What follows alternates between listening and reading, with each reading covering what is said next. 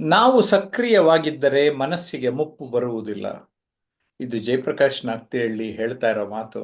ಹಾಗಾಗಿ ನಾನು ಕಡಿಮೆ ಮಾತಾಡಿ ನಮ್ಮ ಆನ್ಲೈನ್ ಪಾರ್ಟಿಸಿಪೆಂಟ್ಸ್ ಹೆಚ್ಚು ಮಾತಾಡೋದಕ್ಕೆ ಅವಕಾಶ ಕೊಡೋಣ ಅಂತ ಇದ್ದೇನೆ. ನನಗೊಂದು ಗೊತ್ತಾಗಿದೆ, ನಾವು ನಿರಂತರವಾಗಿ ಆಕ್ಟಿವ್ ಆಗಿದ್ರೆ ಒಂದು ಕೆಲಸ ಆದ್ಮೇಲೆ ಇನ್ನೊಂದು ಕೆಲಸ, ಒಂದು ಕೆಲಸ ಆದ್ಮೇಲೆ ಇನ್ನೊಂದು ಕೆಲಸ, ಅಟ್ಲೀಸ್ಟ್ ಒಂದು 3 to 4 ಕ್ಯಾಟಗರೀಸ್ ಮಾಡಿಕೊಂಡು ಅದನ್ನ ಆದ್ಯತೆ ನಂಬರ್ 1, ನಂಬರ್ 2, ನಂಬರ್ 3, ನಂಬರ್ 4 ಅಂದರೆ ನಾವು ಇಡೀ ವರ್ಷ ಈ 4 ಪ್ರಯಾರಿಟಿ ಒಳಗಡೆನೆ one R the other every day change ಆಗ್ತಾ ಇರುತ್ತೆ.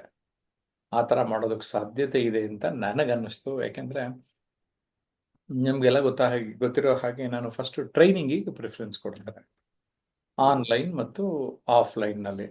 ಸೊ ನನ್ನ ಆದ್ಯತೆ ಅದು ಫಸ್ಟ್, ಅದು ಟ್ರೈನಿಂಗ್ ಇತ್ತ ಫಸ್ಟ್ ಅದ್ರ ಕಡೆ ಗಮನ ಕೊಡ್ತೀನಿ. ಆಮೇಲೆ ಈಗ ನಾನು ಮೆಂಟ್ರಿಂಗ್ ಮಾಡ್ತಾ ಇದ್ದೇನೆ. ಮೆಂಟ್ರಿಂಗ್ 1-to-1 ಯಾರಾದರೂ ಇದ್ದು ಮಾರ್ಗದರ್ಶನ ಪಡಿತಾರೆ ಅಂದರೆ ಅದಕ್ಕೆ 2ನೇ ಆದ್ಯತೆ ಕೊಡ್ತಾ ಇದ್ದೀನಿ. ಹಾಗಾಗಿ ಟ್ರಾನ್ಸ್ಫರ್ಮೇಷನ್ ಮೆಂಟರ್ ಅಂತ ಗುರುತಿಸ್ಕೊಂಡಿದ್ದೇನೆ. 3ನೇದು ಲೇಖಕ. ಬರವಣಿಗೆ ಪುಸ್ತಕಗಳನ್ನು ಬರಿತಾನೆ ಇದ್ದೇನೆ.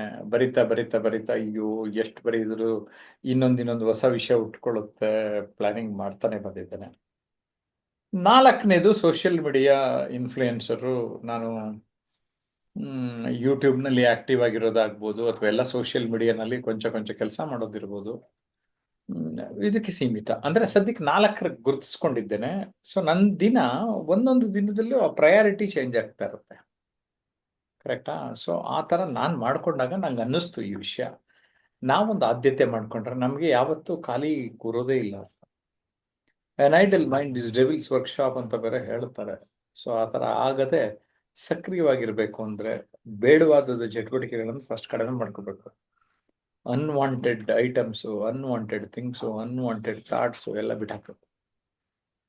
So then we can design our own life ಅಂತ ಹೇಳ್ತಾ, ಮೊದಲನೇದಾಗಿ ಹರಿಪ್ರಸಾದ್ ಒಂದು ಕಾಲೇಜ್ ಪ್ರಿನ್ಸಿಪಾಲ್ ಅವ್ರೇನು ಹೇಳ್ತಾರೆ ಕೇಳೋಣ.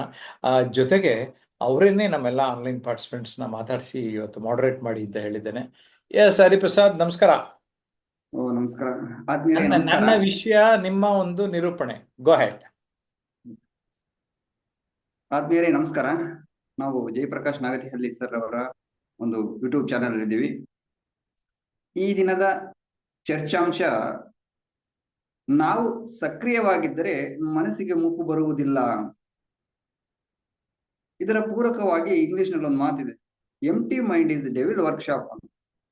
Don't let your mind empty ಅಂತ. ನೀವು ಯಾವಾಗ್ಲೂ ಸಹ ಮನಸ್ಸನ್ನ ಖಾಲಿ ಮಾಡಕ್ ಬಿಡಬೇಡಿ, ಬೇಡವಾದ ವಿಷಯಗಳು ಸೇರ್ಕೊಂತವೆ ಅಂತಕ್ಕಂಥದ್ದು. ಇನ್ನೊಂದು ಮಾತು, ಇದಕ್ಕೆ ಪೂರಕವಾಗಿ ಇನ್ನೊಂದು ಮಾತಿದೆ, ಲೆಸ್ ಲಗೇಜ್ ಮೋರ್ ಕಂಫರ್ಟ್ ಅಂತ. ನಮ್ಗೆ ಕೆಲ್ಸದ ಬಾರದ ಲಗೇಜ್ ಇರುತ್ತೆ, ತೆಗೆದ್ಬಿಡ್ರಿ, ಫ್ರೀ ಆಗ್ತೀವಿ, ಅದನಂತರ ನಾವು ಕೆಲಸ ಮಾಡ್ಕೊಂಡಿರ್ಬೇಕು ಅಂತಕ್ಕಂಥ ಒಂದಾದ್ರೆ, ಎಸ್ ನಾವು ಕೆಲಸ ಸದಾ ಸಕ್ರಿಯವಾಗ್ತಾ ಇದ್ದಂತ ಸಂದರ್ಭದಲ್ಲಿ ನಾವು ಒಂದು ಯಾವುದೇ ಕೆಲಸದ ಬಾರದ ವಿಷಯಗಳು ನಮ್ಮಲ್ಲಿ ಬರಲ್ಲ. ಅದು ಹೇಳ್ತೀವಲ್ಲ, ಹರಿಯುತ್ತಿರುವ ನೀರು ಕೊಳಕಾಗೋದಿಲ್ವ ಅಂತ. ಹೀಗೆ ಸದಾ ನಾವು ಹೋಗ್ತಾ ಇದ್ದಂತ ಸಂದರ್ಭದಲ್ಲಿ ನಮ್ಮ ಮೈಂಡ್ ಫ್ರೀ ಆಗಿರ್ತದೆ. ಯಾವಾಗಲೂ ಸಹ ಯೌವನದ ರೀತಿಯಲ್ಲಿ ಇರ್ತೀವಿ ಅಂತಕ್ಕಂಥದ್ದು. ದೇಹಕ್ಕೆ ಮುಪ್ಪು ಬಂದ್ರೆ ಮನಸ್ಸಿಗೆ ಮುಪ್ಪು ಬರಬಾರ್ದು ಅಂತಕ್ಕಂಥದ್ದು ನಮ್ಮ ಹಿರಿಯರು ಹೇಳ್ತಾರೆ. ಸರಿ, ಇವಾಗ ಆದ್ಮೇಲೆ ಈ ಒಂದು ವಿಷಯ ಕುರಿತು ನಮ್ಮ ಆನ್ಲೈನ್ ವಿದ್ಯಾರ್ಥಿಗಳು ಏನ್ ಹೇಳ್ತಾರೆ ಅಂತಕ್ಕಂಥದ್ದನ್ನ ನೋಡ್ತಾ ಹೋಗೋಣ. ಮೊದಲನೇದಾಗಿ ರಮೇಶ್ ರವರು ಈ ವಿಷಯ ಕುರಿತು ಏನ್ ಮಾತಾಡ್ತಾರೆ ಅಂತಕ್ಕಂಥ ನೋಡ್ತಾ ಹೋಗೋಣ. ರಮೇಶ್ ಅವರೇ ನಮಸ್ಕಾರ. ರಮೇಶ್, ನಾವು ಸಕ್ರಿಯವಾಗಿದ್ದರೆ ನಮ್ಮ ಮನಸ್ಸಿಗೆ ಮುಪ್ಪು ಬರುವುದಿಲ್ಲ. ಈ ಮಾತಿನ ಅರ್ಥ ಬಂದು, ನಾವು ಜೀವನದಲ್ಲಿ ಏನೇ ಒಂದು ಮಾಡ್ಬೇಕು ಅನ್ನೋದು ನಾವು ಸಾರಿ ಹೇಳ್ದಂಗೆ ಪ್ಲಾನಿಂಗ್ ಮಾಡ್ಕೊಂಡು ಆದ್ಯತೆ ವಿಚಾರಗಳ ಕಡೆಗೆ ನಾವು ಗಮನ ಹರಿಸ್ತಿದಂಗೆ ನಮ್ಗೆ ಹಲವಾರು ಯೋಚನೆಗಳ ತುಡಿತ, ಅದನ್ನ ಮಾಡ್ಬೇಕು ಇದನ್ನ ಮಾಡ್ಬೇಕು ಅನ್ನೋದೆಲ್ಲ ಫಸ್ಟ್ ಕಡಿಮೆ ಆಗುತ್ತೆ. ಎಷ್ಟು ನಮ್ಮಲ್ಲಿ ಅನ್ವಾಂಟೆಡ್ ಥಾಟ್ಸ್ ಕಡಿಮೆ ಆಯ್ತಾ ನಮ್ಮ ಮನಸ್ಸು ಫ್ರೀ ಆಗುತ್ತೆ. ಫ್ರೀ ಆದಾಗ ನಾವು ಆದ್ಯತೆ ಕೆಲಸಗಳನ್ನ ನಾವು ಹೆಚ್ಚು ಮಾಡ್ತಿದ್ದಾಗ ನಮ್ಗೆ ಸಮಯದ ಅರಿವೆ ಆಗ್ಲಿ ಯಾವುದೇ ಅಲ್ಲಿ ಇರುವುದಿಲ್ಲ. ಅದನ್ನ ಮಾಡ್ತಾ ನಮ್ಮ ಜೀವನದಲ್ಲಿ ಏಳಿಗೆ ಅನ್ನೋದು ಪ್ರಾರಂಭವಾಗಕ್ಕೆ ಶುರುವಾಗುತ್ತೆ. ಮತ್ತೆ ನಮ್ಗೆ ವಯಸ್ಸಾಯ್ತು ಅನ್ನೋ ಭಾವನೆನೂ ಕೂಡ ನಮ್ಮಲ್ಲಿ ಬರಲ್ಲ. ಅಷ್ಟು ಚಿಂತೆ ಮಾಡಕ್ಕೂ ನಾವು ಟೈಮ್ ಇಲ್ದಿರೋಷ್ಟು ನಾವು ಸಕ್ರಿಯವಾಗಿರ್ತೀವಿ. ವಾಗಿರೋದ್ರಿಂದ ನಮ್ಗೆ ಮನ್ಸಿಗೆ ಯಾವತ್ತಲ್ಲಿ ಖುಷಿ ಅನ್ನೋದಿದ್ದಾಗ ಮನಸ್ಸು ಬೇರೆ ವಿಚಾರಗಳನ್ನು ಯೋಚನೆ ಮಾಡದೇ ಇರೋದ್ರಿಂದ ಮನ್ಸಿಗೆ ನನಗೆ ಮುಪ್ಪಾಗ್ತಿದ್ದೀನಿ ನಾನು ಅನ್ನೋ ಭಾವನೆ ಯಾವತ್ತೂ ಬರಲ್ಲ. ಅದು ನಾವು ಹೆಚ್ಚು ಹೆಚ್ಚು ಸಕ್ರಿಯ ಆದಷ್ಟು ಹೆಚ್ಚು ಹೆಚ್ಚು ಕಲಿತಾ ಇರ್ತೀವಿ. ಕಲಿಕೆ ಹೆಚ್ಚಾದಷ್ಟು ನಮ್ಮಲ್ಲಿರುವ ಜ್ಞಾನ ಜಾಸ್ತಿಯಾಗಿ ತಿಳುವಳಿಕೆಯಿಂದಾಗಿ ನಮಗೆ ಏನೇ ಆಗಲಿ ಜೀವನದಲ್ಲಿ ಕಲಿಕೆ ಎಷ್ಟು ಮುಖ್ಯ ಅನ್ನೋದು ನಮ್ಗೆ ಅರಿವಾಗದಾಗ ನಮ್ಮ ಜೀವನದಲ್ಲಿ ಮುಂದೆ ಬರೋಕ್ಕೂ ಕೂಡ ಸಾಧ್ಯವಾಗುತ್ತೆ. ಅದರಿಂದ ನಮ್ಗೆ ಯಾವತ್ತು ಮನಸ್ಸಿಗೆ ಮುಪ್ಪು ಅಂತ ಅನ್ನೋ ಭಾವನೆ ಬರಲ್ಲ. ಧನ್ಯವಾದಗಳು. Thank you sir. ನಮ್ಮ ರಮೇಶ್ ಸರ್ ಹೇಳಿದ್ರು, ಒಂದು ಕೆಲಸವನ್ನ ಒಂದರ ನಂತರ ಒಂದು ಆರ್ಡರ್ ವೈಸ್ ಮಾಡ್ಕೊಂಡು ಆದಿತ್ಯ ಕೊಡ್ತಾ ಕೆಲಸವನ್ನು ಮಾಡ್ಕೊಂಡು ಹೋಗ್ತಾ ಇದ್ದಂತ ಸಂದರ್ಭದಲ್ಲಿ ನಮ್ಗೆ ಯಾವುದೇ ರೀತಿಯಲ್ಲಿ ಮನಸ್ಸಿಗೆ ಬೇರೆ ವಿಷಯಗಳು ಬರಲ್ಲ ಅಂತಕ್ಕಂಥ ಬಹಳ ಸಂಕ್ಷಿಪ್ತವಾಗಿ ಸಮಗ್ರವಾಗಿ ವಿವರಿಸಿದ್ರು. ಅವ್ರಿಗೆ ಧನ್ಯವಾದಗಳು.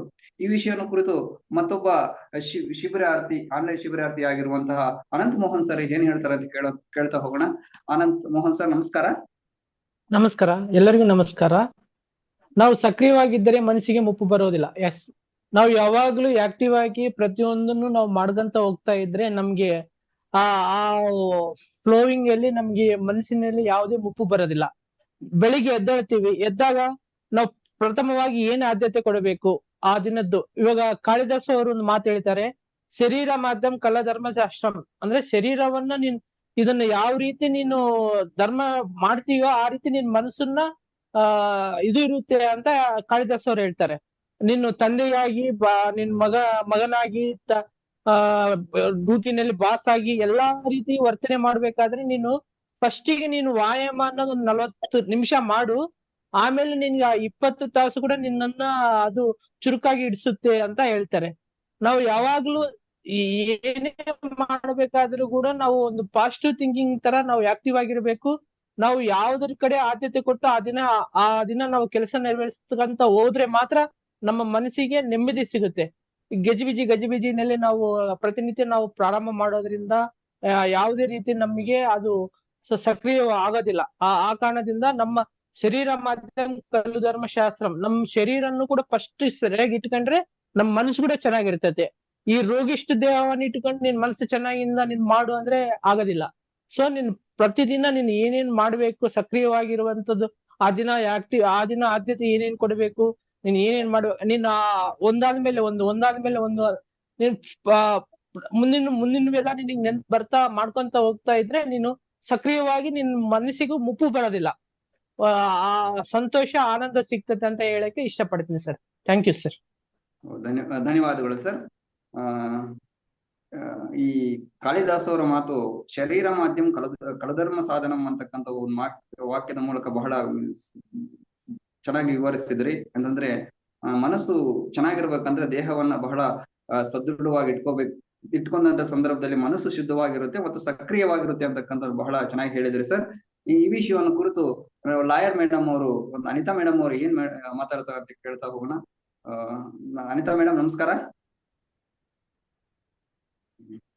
ನೋಡಿದ್ರಲ್ಲ ವೀಕ್ಷಕರೇ, ಈ ಒಂದು ವಿಷಯವನ್ನು ಕುರಿತು ನಾವು ಸಕ್ರಿಯವಾಗಿದ್ರೆ ಮನಸ್ಸಿಗೆ ಮುಪ್ಪು ಬರುವುದಿಲ್ಲ ಅಂತಕ್ಕಂಥ ಶಿಬಿರಾರ್ಥಿಗಳು ಏನ್ ಮಾತಾಡಿದ್ರೆ ಅಂತ. ಈ ಒಂದು ವಿಷಯವನ್ನು ಕುರಿತು ನಿಮ್ಗೆ ಏನ್ ಅನಿಸ್ತು ಅಂತಕ್ಕಂಥದ್ದನ್ನ ವಿಡಿಯೋ ನೋಡಿ ಕಮೆಂಟ್ ಮಾಡಿ, ಲೈಕ್ ಮಾಡಿ, ಶೇರ್ ಮಾಡಿ ಅಂತ ಹೇಳ್ತಾ ನಮಸ್ಕಾರ.